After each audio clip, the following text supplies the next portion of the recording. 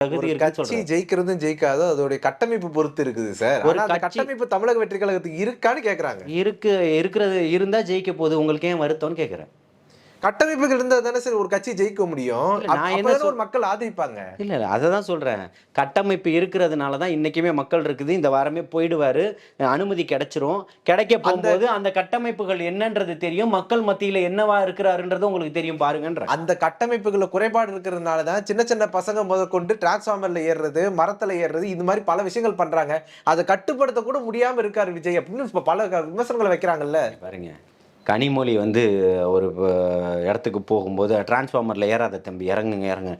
ஏன் நீங்க கட்டமைச்சது இப்போ 2 வருஷத்துக்கு முன்னாடி வரைக்கும் அப்ப நீங்க கட்டமைக்கலையா? இறங்குங்கன்னு சொல்றாரு. ஆனா விஜய் அப்படி ஏதாவது ஒரு இடத்துல அப்படி சொல்லியிருக்காரா? எல்லா இடத்துலயும் சொல்லியிருக்கிறாரு. பொதுச் செயலாளர் நீங்க எல்லா இடத்துலயுமே பார்த்திருந்தீங்கன்னா சொல்லியிருப்பாரு. அதுக்கு அந்த நிகழ்ச்சிய ஒருங்கிணைச்சு, அதுக்கான பொறுப்புகள் யாரெல்லாம் எடுத்து அவங்களுக்கு குடுக்குறாங்களோ, அவங்க எல்லாருமே சொல்லியிருப்பாங்க. நாமக்கல்ல நானுமே சொல்லியிருக்கேன், கரூர்ல சொல்லியிருக்கேன். எல்லா இடங்கள்லயுமே சொல்லப்பட்டது தான். புரியுதுங்களா? அதெல்லாம் யாருமே வந்து ஊக்கப்படுத்தல. இதெல்லாம் நீங்க திரும்ப திரும்ப செய்யுங்க அப்படின்னு சொல்லிட்டு. அதெல்லாமே பண்ணக்கூடியது எல்லாமே பண்ணிட்டு இருக்கோம். இவங்களுக்கு பேசுறதுக்கான ஒரு வாய்ப்பு வேணும் சித்தார்த். அப்போ வந்து அவங்க என்ன நினைக்கிறாங்க அப்படின்னு சொல்லி கேட்டீங்கன்னா, இத சொல்லும்போது தான் இத வச்சு தான் பேசுவாங்க. புரியுதுங்களா? அரசியல் விமர்சகர்கள், பத்திரிக்கையாளர்கள் என்ன பேசுவாங்க பத்திரிக்கையாளர்கள்? உண்மையான பத்திரிக்கையாளர்கள் பேசுறத பேசுங்க. ஹிந்து மேகசின்ல வெளியில வர்றத பேசுங்க. நாங்க பேசுறோம். இப்பவும் சார்ந்தோம். நீங்க இந்த கட்டமைப்புகள்லாம் இருக்கு இல்லையா? அந்த கட்டமைப்புகள்லாம் இருக்கிறதுனால தான் நாங்க தெளிவா பேசுறோம். எங்களுடைய பேச்சுகள்ல உங்களுக்கு ஏதாவது குழப்பங்கள் இருக்கா?